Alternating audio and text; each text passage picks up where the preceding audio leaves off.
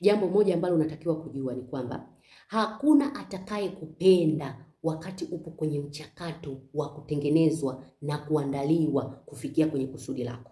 Hakuna. Kwanza ndugu zako wataona kama umechanganyikiwa, ama rafiki zako wataona kama umepotea njia.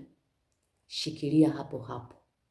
Unapoanza kutembea kwenye kusudi lako, hakuna atakaye kubaliana na wewe isipokuwa tu wale ambao Mungu amewakusudia wakusogeze ama wakushike mkono. Hawa wengine wote hawatakuelewa.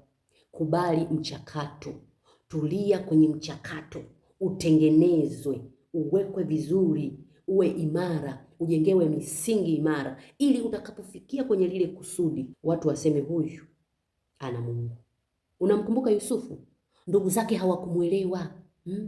Ndio kwanza walitaka kumuua, lakini wakasema kwa nini tumuue, ngoja tumuuze. Wakamuuza huko aende kwenye utumwa huko. Analeta maneno tu hapa kuifanya yeye muota ndoto. Ndoto gani?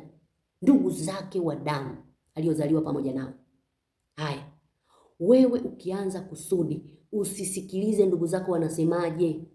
Usisikilize ndugu zako wana maoni gani. Msikilize Roho Mtakatifu, yeye ndiye ana ratiba nzima ya kwako. Hakikisha unakuwa vile Mungu anataka uwe. Maoni ya watu yasikuvuruge. Msikilize Roho Mtakatifu. Mchakato ni hatua, sio jambo la siku moja. Usije ukaanza ukaishia njiani.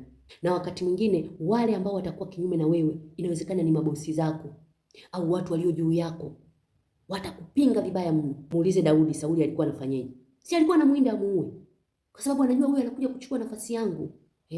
Kwa hiyo usikae hapo ofisini ukaona bosi anakuchukia, ukahisi ni chuki tu binafsi. Ameshajua kile ulichobeba.